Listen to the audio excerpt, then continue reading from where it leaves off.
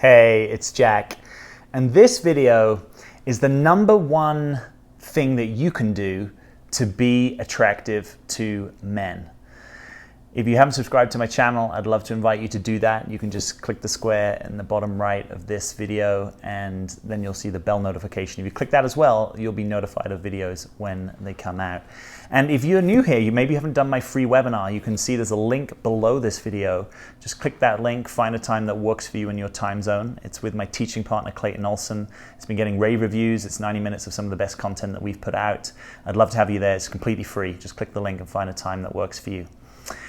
So, what is this number one thing that can make you more attractive to men? I wanted to give you something that maybe you haven't thought about before, right? There's obviously lots of things that you can do to be more attractive to men. I'm not in the orientation that you need to try really hard to be attractive to men, right? My orientation is more, let's remove the things that stop you being yourself. And the more you're yourself, the more you're likely to attract a guy that really loves your essence, loves the core, the truth, the perfection of who you are, rather than is attracted to you because you're doing some particular song, dance, or impressive performance that is kind of exhausting, hard to keep up, and doesn't really show him who you really are. So this is about being more in your essence. But I was like, well, let me give you a practical strategy that helps you be more in your essence. That's what this video is going to be. So the practical strategy is what I'm calling be middle maintenance. Be middle maintenance. Now, that's a little bit of a jackism. I haven't really heard that expression elsewhere, but the two that you've probably heard are being high maintenance or being low maintenance. And I want to encourage you to be somewhere in between, which might be that it's a mix of being high and low maintenance, but what I want to encourage you is not to be polarized at one end of the maintenance spectrum. So let me give you a couple examples of this. If you are a low maintenance person, or you're showing up, let's say it more truthfully, you're showing up in a low maintenance way, which what that really means is that you're probably suppressing some of your needs and desires. It might be true that you're a very flexible person and you're willing to go with the flow, but anyone who really goes with the flow a lot is at risk of not really engaging their own desire, their own self-actualization, their own needs and priorities for their own life. So if you're low maintenance, here's what will often happen. A guy will really love being around you. A guy will probably love going on dates with you. A guy will probably even turn to you when he's having a hard time because he's like, wow, you're just so low maintenance, it's so easy to be around you.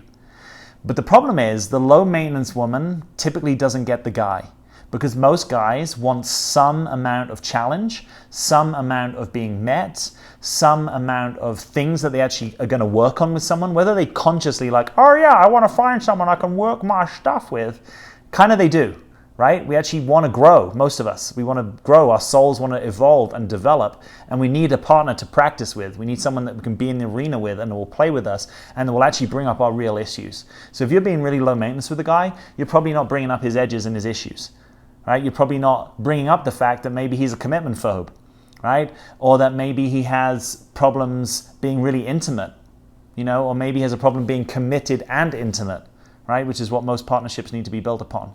So that's the problem of being low maintenance. Now, you could also be high maintenance. You could be highly strung. You could be demanding. You could be catty. You could be dramatic. You could be hard work, so to speak. Now, some guys are attracted to that, at least for a little bit, right? Particularly if they've been with the low maintenance person. Now it's like, oh, okay, got to be on my game here. Got to be, oh, she's got standards. She's got things that she's laying in front of me. She's got needs that she's declaring. And of course, I want to encourage you to express your authentic needs, absolutely, but I want to encourage you to do them not from a place of high maintenance, which is sort of like my way or the highway, or my needs need to be met. Can you meet my needs? Can you meet my standards? It's more like, yeah, I have some needs and I'm curious, how many of them might you be able to meet in a way that also feels good to you? Right? Because that's the ideal way. If you sustainably want your partner to meet your needs, you want them to be able to do it in a way that at least has a minimum effective dose of feeling good to them. Otherwise, it's a lot of work. And of course, great partnerships take work. I'm not saying that they're not elements of work. They're not things that you might show up and do that, yeah, they're kind of taxing. But you, as much as possible, want to align with where your partner wants to help and support and meet your needs rather than making demands that they meet their needs. So a big switch here is between making demands and making requests. A high maintenance woman makes demands a lot of the time. She even makes demands about things that haven't been named, or haven't been explicitly put out there as this is something that I might need. There's a lot of unconscious as well as conscious demands. The middle maintenance woman in this way of looking at reality would be able to distinguish between a request and a demand. A middle maintenance woman will honor her needs, honor her desires, honor her importance and value and worth in the relationship, but not come at it with a reactivity or a sense of hurt from the past or a sense of, you better do this for me, otherwise this won't work out. Right? Sometimes there's a my way or highway, a covert preemptive rejection of the other that sits under these things because you've been hurt in the past and you don't want to be hurt again. And I get it. Like, it's really crappy being hurt in a relationship. I've been there. I know what that feels like. Maybe you even know what it feels like more than I do. You've got your own particular experiences. But I'm saying you don't want to have the residue of that hurt in the past be governing your overall orientation to this relationship and it cheat you from actually being with someone that wants to be with you. So I say the low and high maintenance woman typically don't get the guy. And again, I'm talking in gross orienting generalization. You might have all sorts of counter examples, but as a generalizing statement that will be useful to you, it's better to be in the middle, where you honor yourself, but you ask respectfully. You learn how to make requests, not demands. You're flexible, but you're not a pushover. You're in your heart. You are able to ask for things, but it's not like you are codependent with someone, right? These are all functions of being middle maintenance. If you can never spend time alone, if you can't do things for yourself, if you can't figure things out for yourself and your own life and your own career, then you're probably not going to be in this kind of middle way that I'm putting to you. So I'd love to know what your experiences are of this. I'd love to know if you have any questions and comments. Please post them below the video. I want to say sorry if you've been someone that has been in the delusion perhaps that the way to get a guy is to really show up and be super, super loving without having needs, requests and boundaries, right? Because that's the typical low maintenance person just thinks, well, look, I loved you. And this can be really difficult because it could be true that you've really loved men, right? That you've really poured your love and attention on them, but you haven't also taken a stand for yourself, right? So the low maintenance woman in this situation, she honors other, but dishonors self, right? She's fully loving towards the other, but dishonors and discounts her own needs and requests. The high maintenance woman honors self in a certain way, but kind of dishonors other in the way that she does it, right? Gets demanding rather than makes requests. You know, a legitimate request is something that I can say yes or no to or give you a counter offer, right? If your request, if I say no to it, you can't hear that, it probably wasn't a request. Now you might say, well, look, but what about if this is just something that's so important to me in the relationship?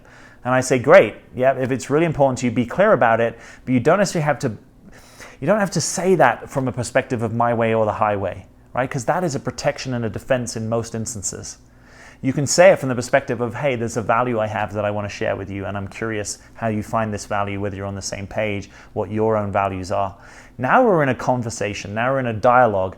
We're not in a making demands that you've got to live up to my standards, right? Here's a clue. If a guy has to live up to your standards, he probably isn't your guy, or you're probably not his woman, would be an even truer way of saying that. Because your standards mostly are your own inner critic that you're now operating onto someone else.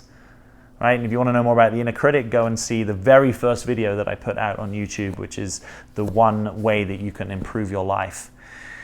So high maintenance people go around saying, well, I'm worth it. I have standards. You know, it's almost like if you haven't had worth and you start to develop worth, you sometimes do it egoically. So you're now kind of puffed up and you're like, yeah, a guy has to meet me. I'm kind of up here. And I don't see that as a fast recipe for an authentic, loving, stable connection with a man. I see that as a kind of posturing, and I see that as some way that you might be kind of defending yourself. Now, it may be better than being low self-worth, right? But if you really understand self-worth and value, you understand that they aren't contingent concepts. They are intrinsic concepts. They have an intrinsicness, which means that your value isn't dependent or contingent upon whether a guy sees you in a certain way, or whether you make a certain amount of money, or whether you dress or live in a certain way, right? That's a necessary stage of development. It's better than having low self-worth, right? Yeah, pick yourself up and puff your chest out and be out in the world. But if you're doing that to the detriment of actually just knowing your value, right? Knowing your value, rather than, oh, my value is because, or my value is because he didn't treat me this way. He didn't treat me with respect. If you're in a lot of conversations about respect and worth, you've still got some work to do to have that integrated enough that you can actually relax it. That's the real hallmark of self-worth, is where it's not really even a conversation, where you're not going around being disrespected all the time. Now, again, if you are being disrespected, objectively speaking, yeah, you might want to take your stand, absolutely. Find a guy that can respect you more. But there's often a lot of inner work that goes into the respect conversation, because there are subtle ways that you probably covertly and preemptively disrespect other people. There are probably ways that you make disparaging or snide remarks to other people, and there might be something that you have to clear up on your fence, which actually will then take you out of being this high maintenance and put you in middle maintenance, so to speak. And maybe there's a more sexy way that we could talk about middle maintenance. Maybe a more precise way of talking about that would actually be that you are in right relationship with self and other. Not too much self and not enough other, not too much other and not enough self, that we have a dynamic relationship between self and other, where honor self and honor other are both important things. And if you can learn to do that, I think it will stand you in amazing stead to attract the kind of true love that you are capable of. So thanks for being here. Subscribe to the channel if you haven't. Click the link to take the webinar if you've not been on the webinar. It's a really good show. I hope you enjoy it. And as always, thanks for being here. I appreciate you being in this community.